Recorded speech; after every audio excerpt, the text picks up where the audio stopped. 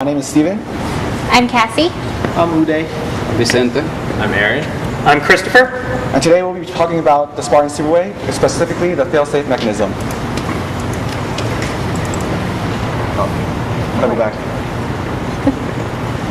During our presentation, we will cover the literature review, the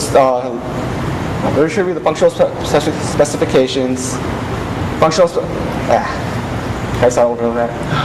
During our presentation, we will be covering the literature review, the functional specifications, the project goals, project challenges, the team schedule, and responsibilities. Sorry about that, this is weird. So what is a fail-safe mechanism? Now, most people might think that the fail-safe mechanism prevents accidents entirely. In most cases, it actually just makes the best of the situation. Fail-safe mechanisms are implemented to reduce the amount of negative outcomes. An example of a fail-safe mechanism we are all aware of is the airbag in cars. Now, it doesn't prevent car accidents, but in most cases, it prevents fatal injuries. Fail-safe mechanism will make the bogie safer and more comfortable for passengers to ride.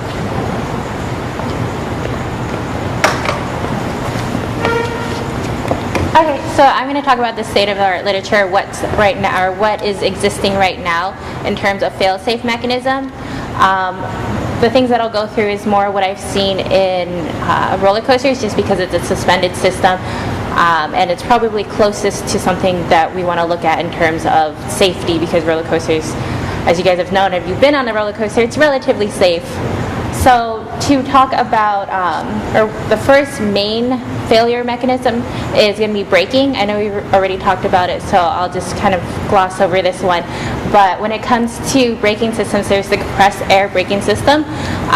You normally see that usually with trains. You don't see it too much with roller coasters anymore, because although it's the fastest way to stop a train or stops any car going, it also causes a lot of damage. It has a spongier braking system. It can damage the wayside. It can somewhat damage the guideway. So it's good to make sure that it's stopped something, but it's not the best mechanism that you could have.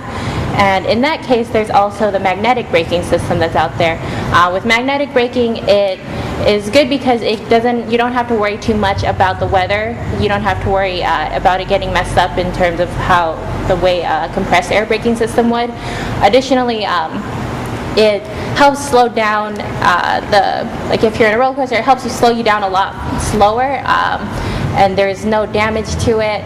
If we're applying it to our system, because our system is probably max going at 25 miles per hour, you don't have to worry too much about stopping something so suddenly. It won't take as much power to stop it. So some mechanical fail-safes would be something called the safety chain dog. So this is what you would see on inclines. If you're on a roller coaster, there's that clicking sound as you hear when you're going up. That's literally just, if you can see, there's this here will lock as it's going up. It notches in. So if for any reason the braking system fails, the roller coaster, instead of just becoming like a runaway roller coaster where it falls back on an incline, it gets completely locked by that mechanical mechanism. So that's something to consider somewhat within our project. We are on like a 17-degree slope. It's not as intense, but it's something that we have talked about, maybe having something notched to make sure that if for any reason the braking system fails on that slight incline or decline, you don't have to worry about the pod car falling all the way back, because that can be a big issue. So it wouldn't be great. From there, we have the under friction wheels. So that is also another mechanical way to stop the guideway from falling off. In roller coasters, it's what they use all the time, because by having these three wheels surrounding the guideway, it pretty much locks the system to the guideway. You don't have to worry about anything falling off because there's just no way for it to fall off. So that's something that is somewhat implemented with the steering system. If you look at the current bogie system, there's two wheels on the guideway, and then the steering wheel will switch. And when it switches, when it makes contact to that other side, then you have three already around the guideway, but we want to look at a way of having it already integrated so you don't have to rely on the steering. And with that, the steering doesn't have a full-on locking way or locking mechanism yet. So even though it goes to the other side, it's not mechanically locked in. And the most important fail-safe mechanism that they currently have and they use the most are computer sensors and block systems. So the way that works is the pod car and pretty much every transit system you see now, they're just loaded with sensors. So if something's sensing that something has failed, then it'll either implement a braking system or it'll implement some other fail-safe. Within roller coasters, what they have is the block system, which I think would work great for our project, in that there's different systems of the coaster that is kind of taken into consideration. So if you notice a fail ahead of time, then the system will lock it and it'll be prepared for it, so you don't have to worry getting to somewhere where you know there's going to be a failure. So since we're going to have our guideway that's going to be much longer, if you have a block system, then you have different parts are being analyzed versus trying to look for like one thing in like a whole guideway. So just to go back on roller coasters and the fail-safes that I mentioned are from roller coasters. This is just a study that was done to see the safety rate. So annually, from a study in 2005, they said 4 people are dying a year due to roller coasters. And then from 1994 to 2004, which is a 10-year gap, there's only been 29 deaths.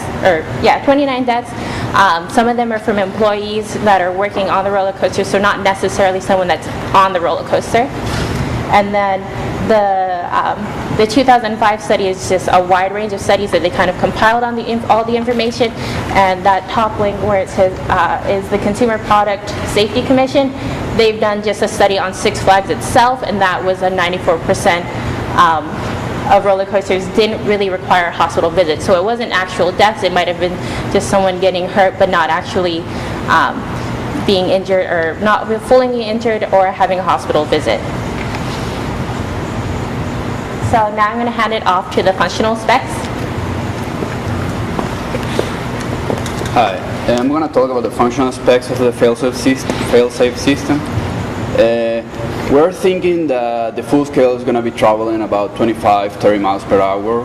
That's the number we got from other automatic transportation systems. So if that's going to be the maximum speed, we are thinking that the fail-safe has to be able to brake the buggy on a short distance, because if the braking system fails. So it's gonna work we're trying to make it work as a metallic structure that's gonna enter in contact with the track, and it's gonna have like a high friction coefficient, so it will brake it and hold it there. Don't allow any other movement of the system. We're also talking about the case of a derailment, and it could be because of a failure on the steering system, that it will, maybe it's when it's switching from track to track, the side to side. If it stays in the center, for right now the buggy doesn't have any mechanism that will avoid the buggy from falling. So we're gonna add